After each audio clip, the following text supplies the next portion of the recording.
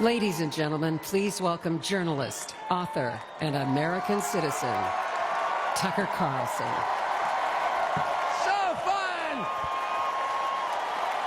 Thank you! Oh, this is wild. Thank you! I've been... Good to see you.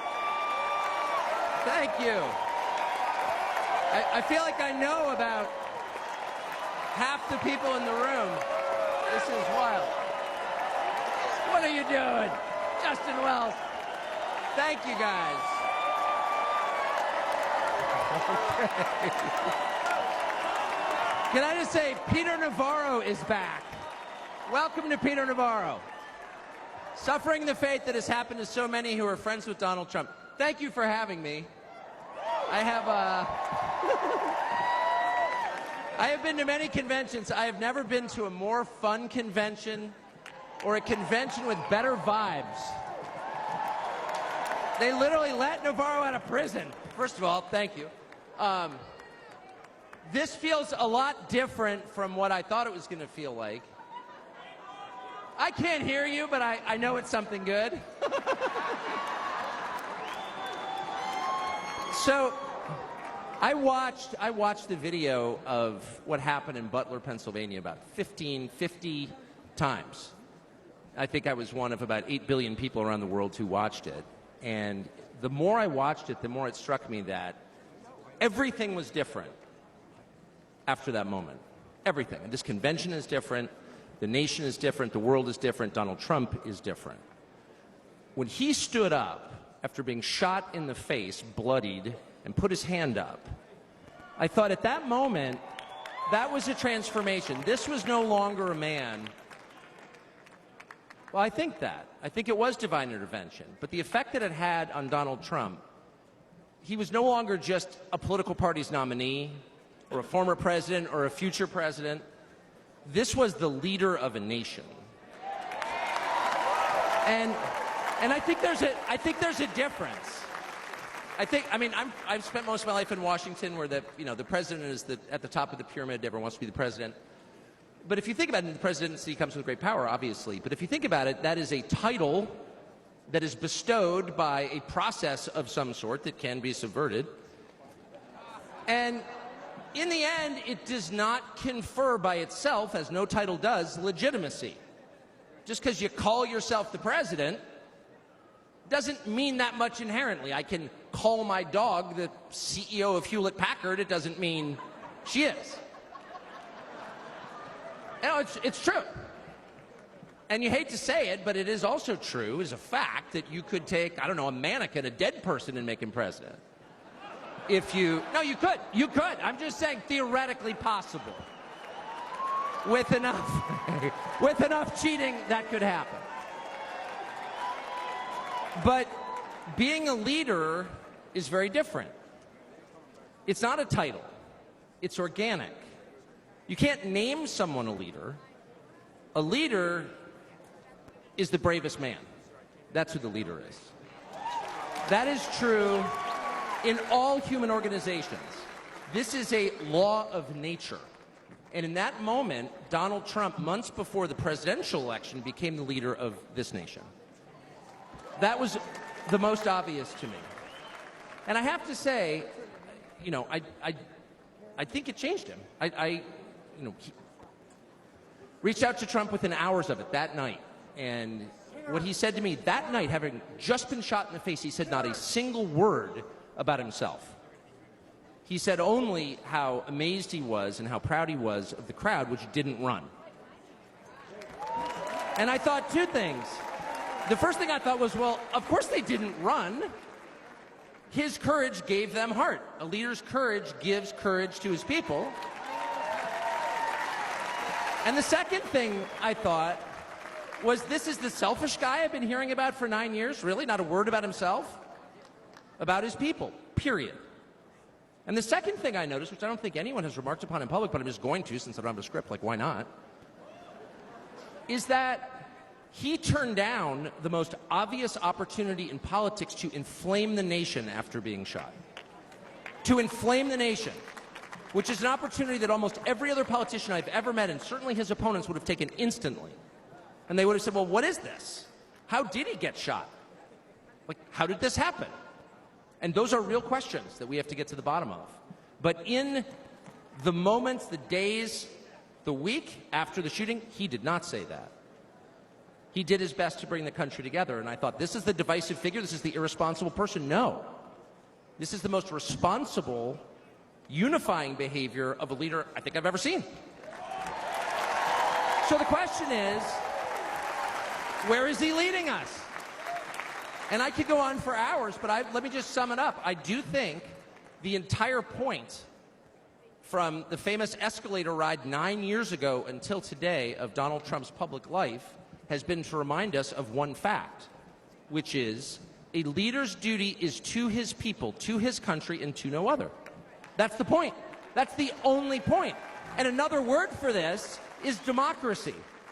Democracy, in case you're a little sick of being beaten in the face with democracy on television, actual democracy is the proposition that the citizens of a country own that country. They're not renters, they're not serfs, they're not slaves, they are the owners of the country. And for that to be true, their leaders have to represent them, which is another way of saying they have to do what the people want them to do, or a close approximation thereof. But if they completely ignore what people want, not just 1 year, but generationally, say for 50 years, then it may be, I don't know what, it's not a democracy. And so I think the entire Trump project, paradoxically, is attacked as an enemy of democracy, is to return democracy to the United States. Hey, let's pay attention to what people actually want. And the lack of interest in that question in Washington is something that ultimately drove me out of the city after 35 years. Lawmakers stepping over the prostrate bodies of their fellow citizens ODing on drugs to go cast votes to send money to some foreign country. Yeah, actually, we've lost more Americans from drugs in the past 4 years than we lost in World War II. Yeah, our bloodiest war. More than we lost in World War II. Does anybody care? It is pathetic. It is pathetic.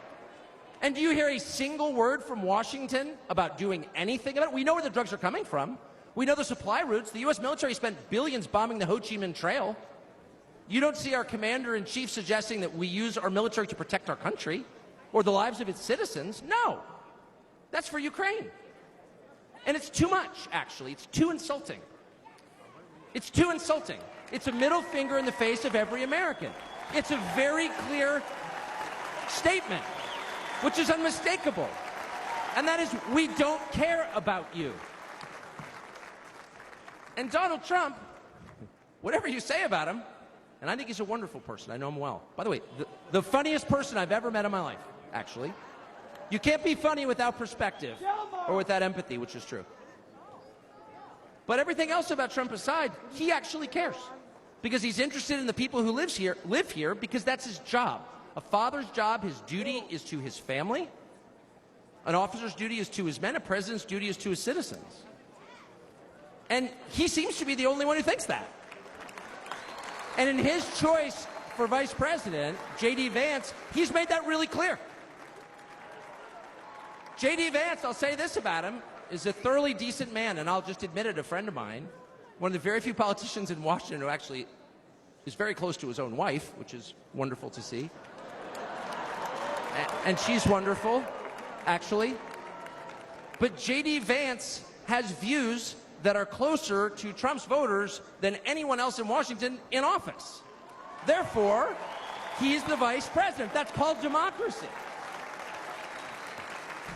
So I will stop on just one point, and that is what's happened over the past month since the debate, and particularly on Saturday in Butler. I think a lot of people are wondering, what is this? This doesn't look like politics. Something bigger is going on here. I think even people who don't believe in God are beginning to think, well, maybe there's something to this, actually. And I'm starting to think it's going to be okay, actually. I do think that. The day after the midterm elections in 2018, Antifa came to my house. The Democratic Party's militia, okay? I was at work. It was obvious when I was at work because it was public. My wife was home alone. They tried to come in through the front door. They terrorized her. She hid in our pantry. It was on television. It was horrible, actually. It was, I mean, I'm not whining about it. It wasn't getting shot in the face, but it wrecked our day. And the next morning, we're lying in bed, and the phone rings for my wife, and it's Donald Trump, who's not like a regular text buddy of Donald Trump's. She picks it up. Hello? Susie, it's Donald Trump. And it's coming through. I could hear it. You know, I'm lying in bed. Whoa. And the first thing he says is, I'm going to stand guard outside your house. And she goes, oh, that's so nice. And he says, I'll never forget this as long as I live. He says, you know, there's a lot of hate out there. And she said, you know, there is, Mr. President. And then he says, but there's a lot of love. There's a lot of love. And we are seeing that love. I don't think it's human love. And I'll just stop with this. I'm not always convinced that I'm on the right side. I've been on the wrong side many times. You'll never hear me say, I'm on God's side, or God's with me, or even I'm with God. I want to be. Not sure I am. But I will say this unequivocally and conclusively. God is among us right now. And I think that's enough. God bless you. Ladies and gentlemen, please welcome Golf General Manager